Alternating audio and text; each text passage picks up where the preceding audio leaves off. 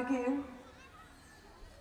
నన్ను మీరు ఆహ్వానించారు, కానీ ఈరోజు రాకపోయి ఉంటే నా జీవితంలోనే ఒక ముఖ్యమైన ఆ 15-20 నిమిషాలు నేను ఆ అనుభూతిని అనుభవాల్ని మిస్ అయ్యేదాన్నేమో. నిజంగా నన్ను ఆహ్వానించినందుకు మీకు ధన్యవాదాలు. సమితికి అధ్యక్షత వహిస్తున్న అన్నగారు, ముఖ్య వక్తగా అతిథిగా వచ్చిన వారు, నా ముందుకు వచ్చిన మహిళా మూర్తులు, మరి చెప్తున్నాను కదా మాట రావట్లేదు నిజంగా. ఎవరిని చూసినా నరాల చుట్టూ కొవ్వు పేరుకుపోయి వాస్తవానికి మీ ముందు నుంచిన నేను నాతో సహా. ఎందుకనంటే పొద్దునసేపు గంట నడవమని చెప్తే సమయం లేదు, ఉండట్లేదు. అరగంట నడిచి ఇంకో అరగంట సాకు, మీటింగ్కి వెళ్ళాలి, బయలుదేరాలి, నేను ఇప్పుడు ప్యాకింగ్ చేసుకోవాలి అని. వీళ్ళని చూస్తే ఫస్ట్ నేనే బుద్ధి తెచ్చుకోవాలి. చెంప చెల్లు మనం వాయించినట్టుగా అనిపించింది నాకు. ఎందుకనంటే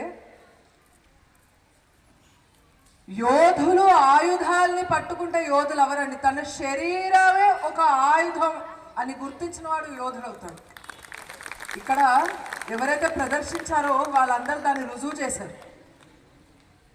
ఆ చిన్నారి కళ్ళకు గంతలు కట్టుకొని కూడా ఎక్కడి నుంచి వస్తుందండి ఇంత ధైర్యం? మీకు నాకు అర్థం కావట్లేదు. కొంచెం గట్టిగా వాళ్ళు ఎంత స్పీడ్లో ఉన్నారంటే మీకు అంత దూరంలో కనిపిస్తుంది లేదు. మేము స్టేజ్ మీద ఉన్నాం, మాకే చెమటలు పడుతున్నాయి ఇంత చల్లగాలిగా ఉన్నా కూడా. ఇలా వణుకుతున్నాయి చేతులు కాళ్ళు వీళ్ళు చేసే ప్రదర్శనకి. ఒక డాన్స్ చేయాలంటే ఒకటో రోజో రెండో రోజు ముందు ప్రాక్టీస్ సరిపోతుందండి.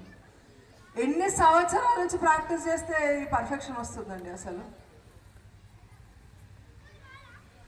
ఐఐటి అంటారు, స్టేట్ సిలబస్ పోయింది, సెంట్రల్ సిలబస్ పోయింది, ఇంటర్నేషనల్ సిలబస్ కూడా సరిపోవట్లేదు చాలామందికి బయట. అలాంటిది విద్య అంటే కేవలం పుస్తకం నుంచి వచ్చింది మాత్రమే కాదు, మన శరీరాన్ని కూడా తయారు చేసేది విద్య అవ్వాలని ఇలాంటి కార్యక్రమాల్ని ప్రోత్సహిస్తున్నందుకు మీ బస్తీలో వారందరికీ కూడా కృతజ్ఞతలండి. 15 मिनट దేదో పోలీస్కు హఠాతే అంట 15 నిమిషాలు ఇచ్చి పోలీసులు పక్కన పెడితే హిందువుల బతుకేందో చూపిస్తాను ఓ పెద్ద మనిషి అన్నాడులేండి హైదరాబాద్లో. అలా పేర్లు ఎందుకు కానీ మీ అందరికీ తెలుసు. నాకు చాలాసార్లు ఇంటర్వ్యూలకు వెళ్ళినప్పుడు కౌంటర్లు వేస్తుంటే మనసులో ఇంకా ఎంతో 100% సాటిస్ఫాక్షన్ ఉండేది కాదనమాట. ఇడు 15 నిమిషాలు ఇస్తే హిందువుల బతుకేందో చూస్తాను నేను చెప్తా అన్నాడు. వాడికి సమాధానం ఎలా ఇవ్వాలో అర్థం కాదు. వీడియో తీసిన అన్న కొంచెం ఈ వీడియో నాకు పంపిస్తే నేను అడిగి పంపిస్తారే ఈ 15 నిమిషాలు చూడరా భయ్, ఎవడైతే 15 నిమిషాలు ఖతం చేస్తా అని కల్మా చదివి నమాజ్ చేసి వచ్చేవాడు ఉంటాడో ఆ అటు చట యూటర్న్ తీసుకుంటాడు. ధీరుల్ని తయారు చేస్తున్నారండి, నిజంగా గొప్ప ధీరులను తయారు చేస్తున్నారు. చాలా సంతోషం. అయితే హిందూ సమ్మేళన కార్యక్రమం యొక్క ముఖ్య ఉద్దేశం పక్కకి పోకూడదు కాబట్టి నన్ను నేను చాలా నియంత్రించుకొని కేవలం నన్ను ప్రసంగించమని చెప్పిన పంచపరివర్తన మీద మాత్రమే నేను మాట్లాడదలుచుకున్నాను. అసలు ఈ పంచపరివర్తన అంటే ఏంటి? హిందూ సమ్మేళనాన్ని పంచపరివర్తన గురించి ఇంత పెద్ద కార్యక్రమాలు దేశవ్యాప్తంగా లక్షల పైగా కార్యక్రమాలు ఇలాంటివి ఎందుకు చేస్తున్నాయి? అసలు ఇప్పుడే వాటిని చేయాల్సిన అవసరం ఏమి ఏర్పడింది? హిందువులు సంఘటితం ఎందుకు కావాలి అనే ఒక ప్రశ్నకి సమాధానంగా ఈ వేదికలు మారాయండి. చాలా మందికి లోపల ఉంటుంది, చెప్పండి నా ధర్మాన్ని నేను రక్షించుకోవాలి అని ఒక్క క్షణమైన జీవితకాలంలో అనిపించిన వాళ్ళు ఒకసారి చేతులు లేపండి. చాలా సంతోషం అండి. అబ్బా, నిజంగా ఈ గడ్డ మీద అడుగుపెట్టినందుకు నా జన్మ ధరించిందండి. నిజంగా ఈ దేశాన్ని కాపాడుకోవాలి అని అనుకున్న వారు ఎంతమంది ఉన్నారండి? అన్న ఒక 10 నిమిషాల్లో ఏడవలేక టైం ఇవ్వండి అన్న, కళ్ళల్లో నీళ్ళు అవుతలేవు నాకు. ఇంత గొప్ప సంకల్పం మీ అందరిలో ఉందండి. మొట్టమొదటిసారి మైక్ పట్టుకుంటే మాటలు వస్తలేవు. ఏమున్నారండి మీరు, ఏమున్నారబ్బా. జై శ్రీరామ్. ఒక్కసారి. కానీ ఇలాంటి ధర్మరక్షణ చెయ్యాలి అని అంటే మీరందరూ సామాన్యులు కాదు. నేను ప్రిపేర్ వచ్చిన ప్రసంగం కూడా కరెక్ట్ కాదు ఈ సభకి. కానీ మనం ఏం చేయగలుగుతాం? మీరైతే మన కుటుంబాలు ఎలా ఉన్నాయి, దానివల్ల ఈ దేశం ఈ ధర్మం ఎలా నాశనం అవుతుంది అనేది ప్రధాన అంశం అండి. మనం ఆలోచించాల్సిన అంశం కూడా ఇప్పుడు ఇదే. ఒక 5 విధానాల్ని మనం దృష్టిలో పెట్టుకుంటే ఈ 5 విధానాలు మన జీవితంలో మార్చుకోవడం వల్ల హిందూ ధర్మాన్ని ఎవరైతే కాపాడాలనుకుంటున్నామని చేతులు లేపారో వాళ్ళందరి సంకల్పం నెరవేరుతుంది. దేశాన్ని నేను కాపాడుకోవాలనుకుంటున్నా అన్న ప్రతి ఒక్కళ్ళ సంకల్పం నెరవేరుతుంది. అన్న ఎవరన్నా హలో చెప్తారు ఈసారి జై శ్రీరామ్ చెప్పండి కదా, మేము కూడా చెప్తాం జై శ్రీరామ్.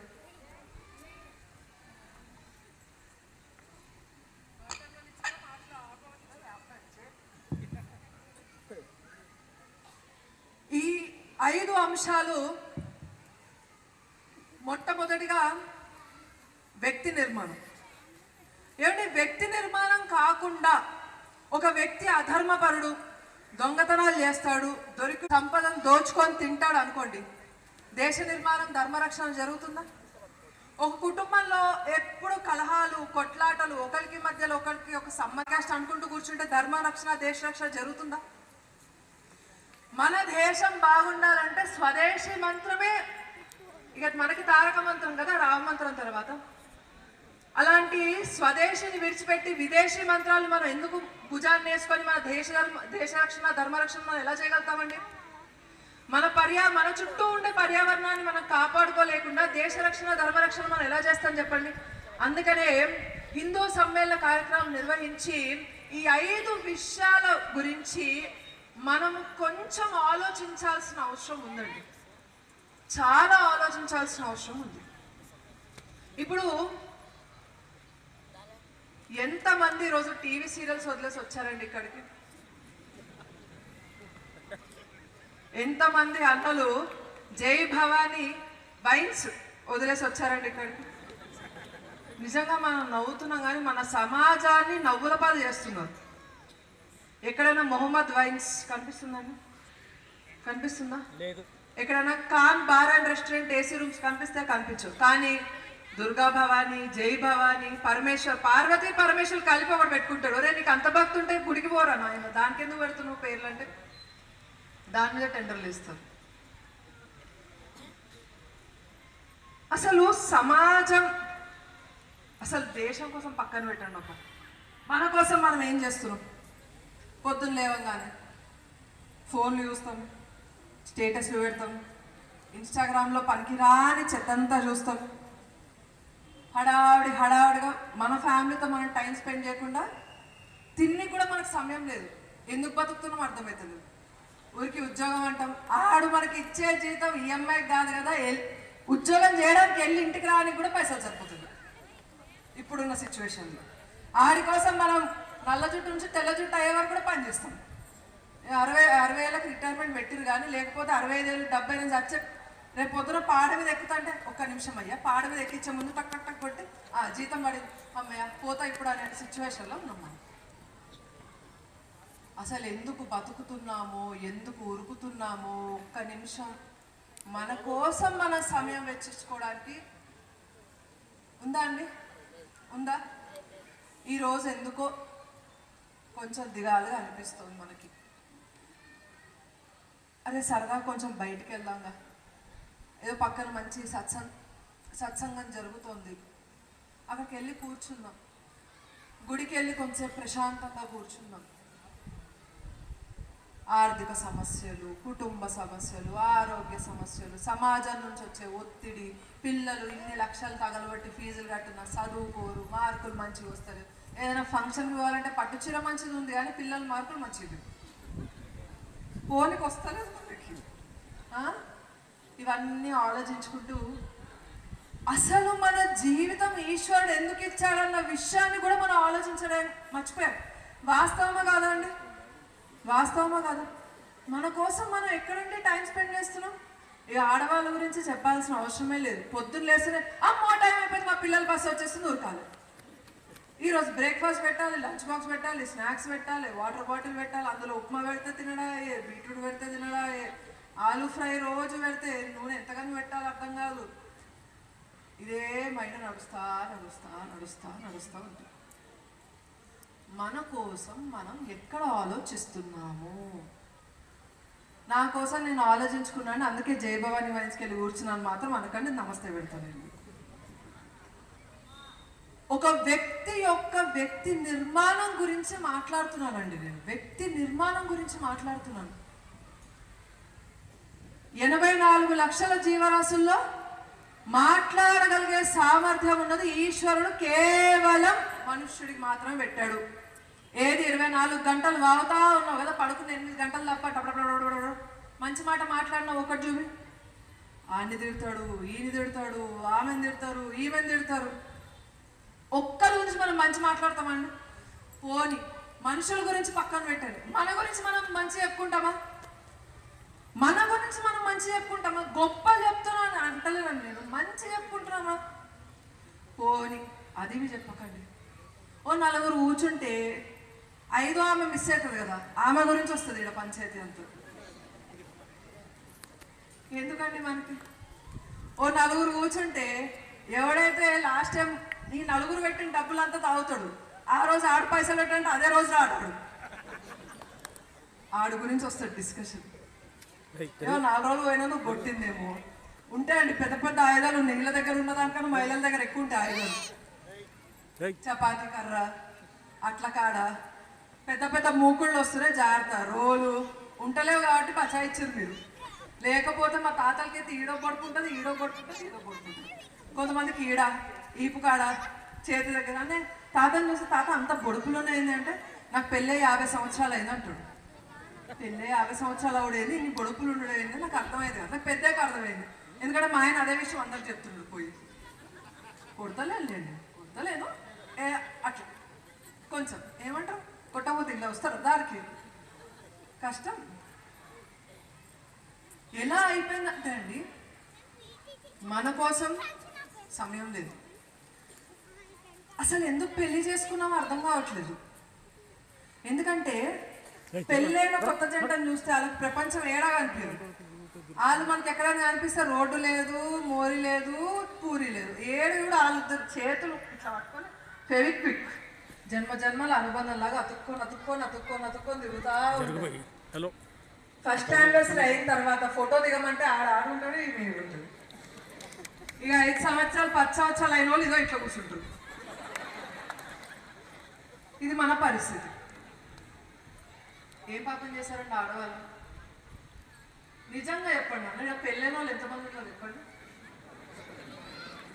ఇదిగో నేను ముందే చెప్తున్నా, మీ ఆడవాళ్ళు కూడా వచ్చిర్రు, చూస్తారు మీరు చేయలేవట్టిరా లేవలేదు. లేదంటే ఇంట్లో అట్ల కాడలు మంచి తోమ పెట్టి వచ్చిర్రు. లేట్ అయితే మళ్ళీ గిన్నెలు కష్టమవుతుంది నైట్ అని అన్నీ పడతాయి మీ మీద, ముందే చెప్తుంది నేను. ఎంతమంది ఉన్నారు అన్న పెళ్ళైన వాళ్ళు? ఇప్పుడు ఎక్కువ లేసి చేతులు. 24 గంటలుంటే పొద్దున్న ఎట్లయినా టైంకి మనం లేవం, మనతో కాదు. ఉరుకుతాం దెబ్బ దెబ్బ దెబ్బ దెబ్బ. సాయంత్రం 5 కాఫీస్ అయితే 11 గంటలకు డోర్లు కొడతారు కదా వీళ్ళు. 5 అయితే 6 కూడా ఇంటికి రారు. మీరు 3 ముళ్ళు వేసినందుకు తన తల్లిదండ్రుల్ని, తన కుటుంబాన్ని మొత్తాన్ని వదిలేసి పెళ్ళిలో 7 అడుగులు నడిచి జీవితాంతం మీతో నడవడానికి వచ్చేసింది మీ భార్య. మీతోనైతే అది కాదండి. అంత గొప్ప భార్యకి మీరిచ్చే స్థానం ఏంటి ఇంట్లో? ఏమైనా అంటే ఫోన్ లేపవేంది అంటే పనులు ఉండండి, ఇంట్లోనే ఉన్నావు కదా ఏం పని ఉంటుంది నీకని అంటుంది. ఒక్కరోజు ఇంట్లో మనం లేకపోతే ఇలా తెలుస్తుంది. ఇల్లు లేక ఉండదు. ఆ రోజు హనుమంతుడు లంక దహనం చేస్తే ఎట్లుండే, మొత్తం తగలబడిపోయి 7 కాడ చిందర వందరు అట్లయితే ఇల్లు. ఉప్పేడుందో తెలియదు, వీళ్ళకి పసుపేడుందో తెలియదు. మనం లేకపోతే మనం ఏమిస్తున్నామండి వీళ్ళు? ముందు రోజు స్నానం చేసి బకెట్లో పడేసిన షర్టు పొద్దున్న స్నానం చేసి వచ్చాగానే ఇస్త్రీ చేసి షెల్ఫ్లో 7 వస్తుందండి. 7 వస్తుంది. పొద్దున్న మీరు 8 గంటలకు మొదలంటే 7:30కి బ్రేక్ఫాస్ట్ రెడీ ఉంటుంది, మీ లంచ్ బాక్స్ రెడీ ఉంటుంది, స్నానం చేసి డైరెక్ట్ పూజ గదిలోకి పోతాడినా భక్తున్నా లేకపోయినా, మళ్ళీ బిజినెస్లో బొక్క పడుతుందేమో అని పోతాడని చెప్పి పూజ గదిలో శుభ్రం చేసి పెడతారు. ఆడు పూలు తెచ్చి పెడతారు, మీరు ఆడ 2 పూలు వేస్తారు. ఏంది రోజు చామంతులు రాలే, సర్లే వచ్చిన జీతానికి ఇదే ఎక్కువ, ఆయనకి పెద్ద ఇస్తున్నాడు నాకు అని చెప్పి తిట్టుకుంటూ పెడతారు. కొంతమంది ఇప్పుడు పెట్టాలి దీపారాధన చేయాలన్నట్టు చేస్తారు. తింటారు, ఉరుకుతారు. కనీసం ఇంటికి వచ్చిన తర్వాత వెయిట్ చేస్తారండి మహిళలు. ఎవరి కోసం వెయిట్ చేయాలండి? పక్కింటి వాళ్ళ కోసమా? ఎదురింటి వాళ్ళ కోసమా? ఎవరి కోసం వెయిట్ చేయాలండి? మీరు ఆలోచించండి, ఎవరి కోసం వెయిట్ చేయాలి? తల్లిదండ్రుల్ని, తోడబుట్టినోళ్ళని, కుటుంబాన్ని వదిలేసి మీకోసం ఎంతోమంది పీజీలు చదివిన వాళ్ళు ఉంటారు. ఎంతమంది ఉన్నారు చదువుకున్న వాళ్ళు? డిగ్రీ వరకైనా చదువుకున్న వాళ్ళు ఎంతమంది ఉన్నారు? మస్తు మంది ఉంటారు. వాళ్ళకు ఉద్యోగాలు చేయాలంటే రావా? మీరు సంపాదించే డబ్బులు సంపాదిస్తారు. కానీ ఏమవుతుంది? మీకోసం. ఇంట్లో పిల్లల్ని ఎవరు చూడాలి? వాళ్ళ కోసం అన్నీ త్యాగం చేసి ఇంట్లో ఉంటారు. మనకి ఇంటికి టైంకి వెళ్ళడం చేతగాదు. హిందూ సమ్మేళనాలు ఎందుకు పెట్టిర్రంటే ఇంత పెద్ద లైట్లు అదేది అందులో చూస్తున్నాను, డైరెక్ట్ ఉన్నా కనిపిస్తున్నా కదా, నేను ఈడ చూస్తలేదు. ఇవన్నీ ఇంత పెద్ద ఏర్పాటు ఎందుకు చేసిరమ్మా? కొంచెం జర టైంకి ఓన్లీ ఇంటికి అని చెప్పడానికి చేసారు. Simple simple. మీ ఇంటికి మీరు ఉద్యోగం 5 గంటలకి అయిపోతే 1 గంట బయట ఎంత తిరుగుడు తిరిగినా గంటకు మించి హైదరాబాద్ మొత్తం తిరిగి రావచ్చు. అంటే 5 కిలోమీటర్లే, ఎక్కువ తిరగడానికి ఉండదు, ట్రాఫిక్ జామ్ ఉంటుంది. ఈడైతే తిరిగి రావచ్చు. 6 గంటలకు ఇంట్లో వచ్చేస్తే పిల్లలు స్కూల్ నుంచి వస్తారు, ఆడుకొని ఇంటికి వస్తారు. 10 గంటలకు మనం పడుకున్న 4 గంటలు కుటుంబంతో సమయం గడపడానికి మనకు దొరుకుతుందా? దొరకదా? ఎంతమంది రోజు పని చేస్తున్నారు? చాలా తక్కువ. హిందువులలో ఐక్యత ఎందుకు లేదు? మన ధర్మం ఎందుకు ఇంత విచ్ఛిన్నం అయిపోతుంది అని అంటే, నా కోసం సర్వం త్యాగం చేసి నా కోసమే బతికిన భార్య కోసం నేను సమయం ఇవ్వలేకపోతున్నా, అందుకు హిందూ ధర్మం నష్టమవుతుంది. ఎవడో గుడిని ధ్వంసం చేస్తున్నాడు, ఎవడో రాముడిని తిడుతున్నాడు, ఇవన్నీ బయట అండి. కొట్టనికి మేము మస్తు మంది ఉన్నాం. మిమ్మల్ని బయటకు వచ్చి యుద్ధాలు చేయమని చెప్తలేము, మీ కుటుంబాలను వదిలేసి రమ్మని చెప్తలేము. ప్రాణత్యాగం చేయండి, సావుకి ఎదురెళ్ళండి, కొట్లాడండి, అవతలలో కొట్టండి, సంపండి, సావండి అని చెప్తలేము. మీ కుటుంబంతో మీరు ఉండండి అంటున్నాం. ఇక్కడ ఇంకో రివర్స్ ఉంటుందండి. అప్పట్లో అంటే నాకు అనిపిస్తుంది, అంబేద్కర్ గారు మన సమాజాన్ని బాగా చదివి చట్టాలు చేశారు. దాని తర్వాత కూడా చాలామంది చట్టాలు సవరణ చేసుకుంటూ వచ్చారు చట్టసభల్లో. ఇవి జరుగుతున్నప్పుడు అని నాకు అనిపిస్తుంది, ఎట్లా చేశారు అని అంటే, అప్పట్లో సీరియల్స్లో మొగుడు పెళ్ళాన్ని కొట్టడం, మామ కోడల్ని కొట్టడం, అత్త కోడల్ని కొట్టడం, ఇవి చూసి చేశారు చట్టాలు. మన చట్టాలు ఇంకా అప్డేట్ అవ్వలేదండి, సీరియల్స్ అప్డేట్ అయిపోయినాయి. పెళ్ళం వచ్చి మొగుడిని కొట్టుడు, పెళ్ళం వచ్చి అత్తని బాధుడు, పెళ్ళం వచ్చి ఆడవచ్చు గుంజుకొని పోడు. ఇప్పుడు సీరియల్స్ ఇదే ట్రెండ్ కదమ్మా, ఇదే ట్రెండ్. నన్ను అడుగుతే ఇన్స్టాలో 2-3 రీల్స్ చూసినా చెప్తుంది. పాపం మగవాళ్ళకి హక్కులు కావాలని అడగనికి కూడా లేదు. ఏడైనా దొరికినవారంటే మళ్ళీ ఆయుధాలు వెంట పోతాయి. ఎందుకురా అని చెప్పి పాపం వాళ్ళకి చట్టాలు లేవు, ఏం లేవు. మనకి సమయం ఎక్కడుంటుంది అని అంటే, ఒక నలుగురితో కూర్చొని అక్కర్లేని ముచ్చట్లు, నిన్నేం చీర కొన్నో, మొన్నేం వంట చేసినో, ఈరోజు సీరియల్లో ఏమవుతుంది, ఎల్లుండి ఏడకపోతునో, అవతలుండి ఎవరికి పిండాన్ని పెడుతునో, ఇవే నడుస్తాయి. అవునా కదా? అవునా కదా? ఇంకా ఎక్కువ మాట్లాడితే అసలు ఏమైంది ఇట్లున్నావు అంటే, నా మొగుడు చీర ఓలు పెట్టమంటే ఓలు పెడుతుంది. అవునా? అసలు అదృష్టవంతుడే నీ మొగుడు, ఇట్లా అసలు నీ దురదృష్టం, నీ తల్లిదండ్రులు నీ పీకోవచ్చురు అట్లాంటి వాడికి పెళ్లి చేసి ఏమైనా సంపాదించి పెడతాడా నీకంటే? ఏం పెడతాడా అక్క అని స్టార్ట్ చేస్తారు. ఇక్కడ మొదలైతే ఆ దీర్ఘం అమెరికా దాకా పోతుంది. అక్కడ మొదలైందంటే ఇంకా మనం ఆగమండి. ఇక్కడ నుంచి దాటి హైదరాబాద్, అమెరికా వెళ్తూనే ఉంటుంది నాలిక.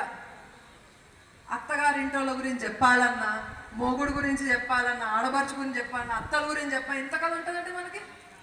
అదే పుట్టింట్లో ఏమైనా అయితే వచ్చి చెప్తాడు, అస్సలు చెప్పదు, మా పరువు పోదు, అస్సలు చెప్పదు, నోరు ఇంత కూడా ఇప్పము అసలు. పుట్టింట్లో ఏం జరిగిందంటే ఏం జరిగింది, ఏం జరగలే, ఏమైంది, పట్టుచీర పెడతా ఉన్నారు కదా అంటే ఎవడో పెట్టిపోయింది, పెట్టి తీసుకొస్తుంది ఆమె, పెట్టింది మంచి పట్టుచీరు అంటారు. నగలు పెడతా ఉన్నారు, బంగారం పెడితే రాట్ నగలు కూడా చూపించి బంగారం అని చెప్పుకుంటాం పుట్టింటి గురించి అయితే. అమ్మా మనకి పెళ్ళి అయ్యేటప్పుడు తాళి కడతారు కదా, ఎన్ని పుస్తలు ఉంటాయమ్మా మనకి? 2 పుస్తలు ఉంటాయి. ఎందుకు? మనకే ఉన్నాయి మెడలు, వాళ్ళకి మెడలు లేవా, వాళ్ళకి కాళ్ళు లేవా, దానికి వేలు లేవా? అలా కూడా పెట్టచ్చుగా, మెట్టలు, మంగళసూత్రాలు, గాజులు, బొట్టు, ఈడొకటి పువ్వులు అన్నీ పెట్టచ్చు కదా వాళ్ళకు కూడా. ఎందుకు మనకే ఇవన్నీ ఎందుకమ్మా? కేవలం ఆడపిల్ల మాత్రమే పుట్టింది ఒక చోటు ఉంటుంది, అప్పుడు పుట్టింటి పేరు ఉంటుంది. పెళ్ళైందంటే 1 గంటకే పేరు మారిపోతుంది, ఇంటి పేరు మళ్ళీ సచ్చేదాకా అదే పేరు ఉంటుంది. అబ్బాయిలకి పుట్టిన కాడ నుంచి లాస్ట్ వరకు ఒకటే పేరు, ఇంటి పేరు. సమయం అయిపోయింది, మీరు చూపించక్కర్లేదు, మీరు వచ్చినప్పుడు నాకు అర్థమైంది. 2 విషయాలు చెప్పి ముగిస్తాను, అవునా కదా? అంటే ఆడదాని మీదనే అటు పుట్టింటి బాధ్యత, ఇటు అత్తగారి బాధ్యత ఇచ్చారండి. అందుకే ప్రతిరోజు పొద్దున్న లేచి 2 పుస్తలు చూసుకొని కళ్ళకి ఎందుకు అద్దుకుంటామంటే, నేను ఆడదానిగా పుట్టినందుకు అటు పుట్టింటి వాళ్ళని, ఇటు అత్తగారింటి వాళ్ళని చూసుకునే బాధ్యత నాకు ఇచ్చారు నా పెద్దవాళ్ళు అని చెప్పి పొద్దున లేస్తున్న అదే గుర్తు చేసుకుంటారు ఆడవాళ్ళు. అందుకే మీరు రామాయణం అంతా పరిశీలించి చూడండి, సీతమ్మ వారు ఎక్కడైనా సుఖపడింది అన్నట్టు ఉందా అండి? రామాయణంలో ఆవిడ అయోధ్యాపురపు పట్టపురాని కదా, రాముణ్ణి పెళ్లి చేసుకుంది కదా. అసలు రాముడు అంటే చెట్టు కూడా రామాయణంలో ఉండిపోతుందండి. చిన్న చిన్న చీమలు కూడా రాముడు వస్తున్నాడంటే ఉరుక్కుంటూ వెళ్తాయంట రాముడిని చూడడానికి.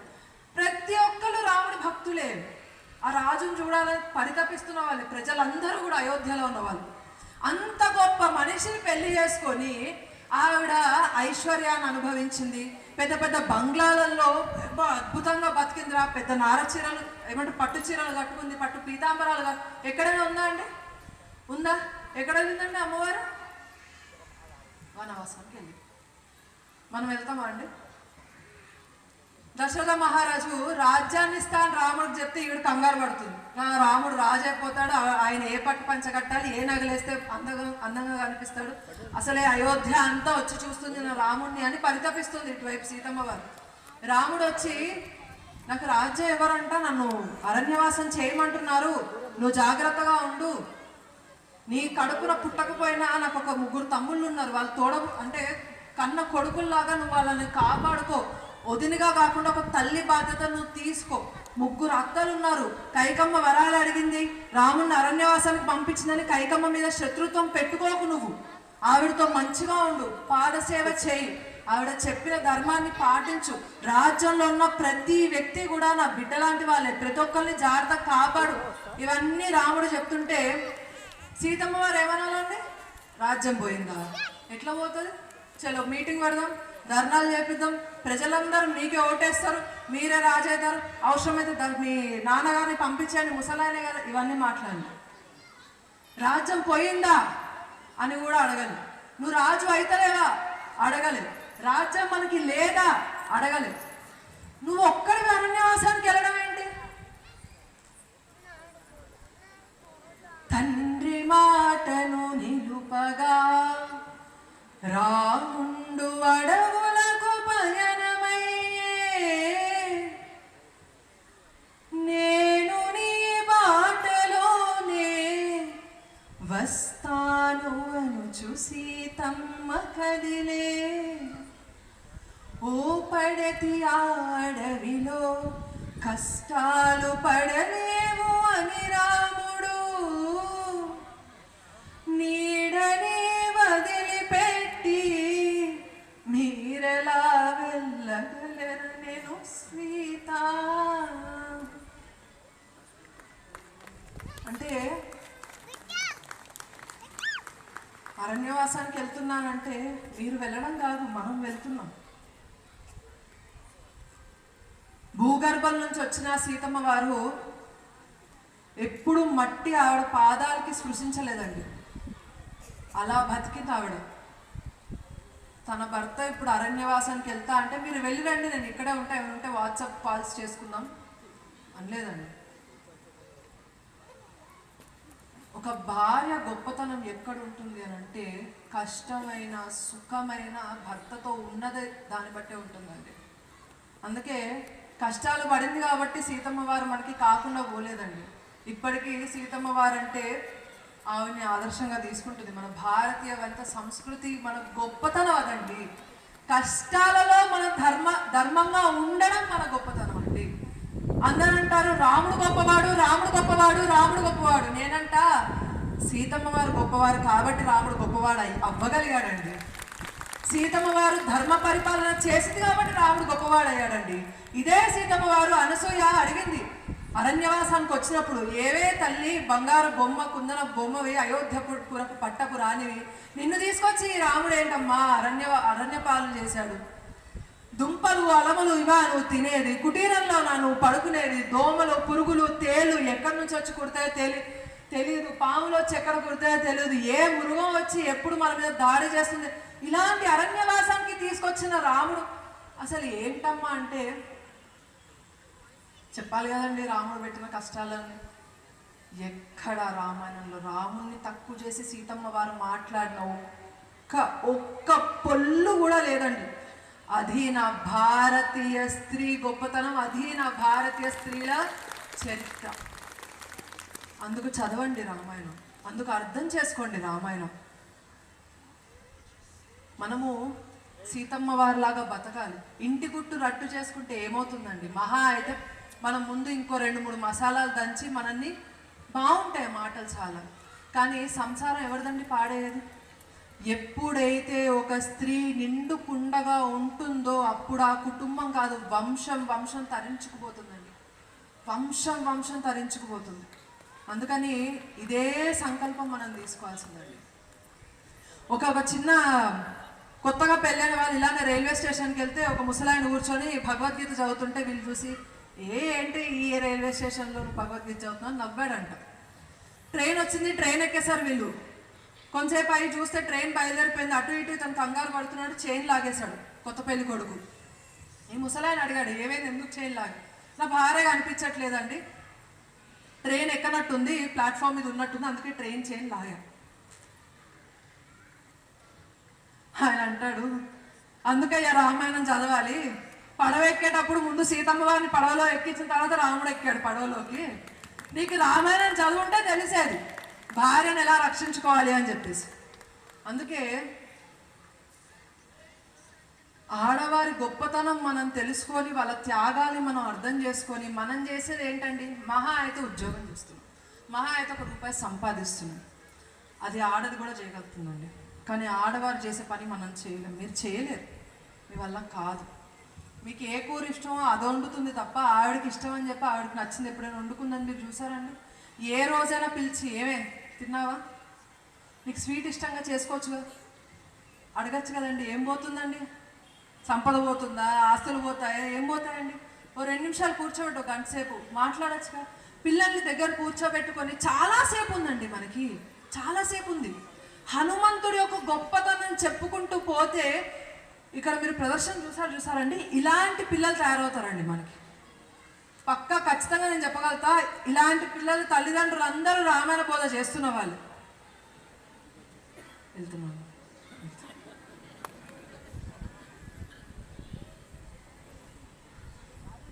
కాబట్టి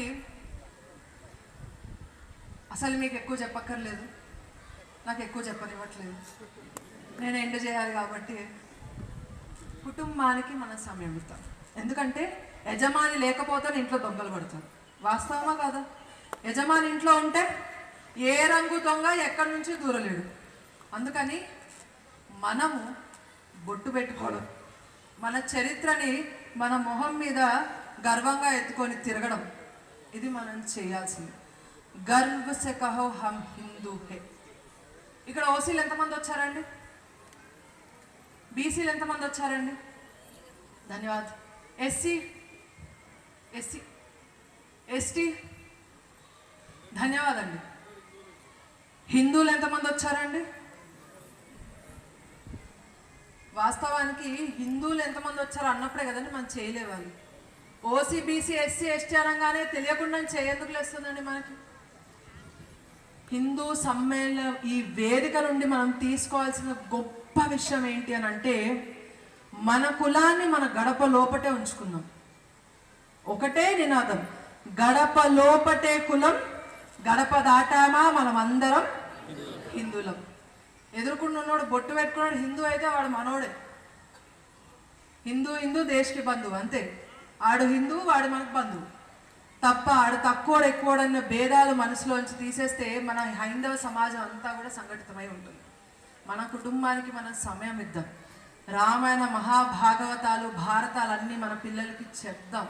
హనుమంతుడి యొక్క గొప్పతనాన్ని చెప్దాం. ఎంత గొప్పవాడైనా కూడా ఎగిరెగిరి పడకుండా అనూకువగా ఎలా ఉన్నాడు హనుమంతుడు అనేది మనం నేర్పిస్తే, ఎంత గొప్ప స్థాయి అయినా జంతువులాగా ప్రవర్తించకుండా మనిషిలాగా ప్రవర్తించే ఒక సద్భావన సద్గుణం అనేది మన పిల్లల్లో డెవలప్ అవుతుంది.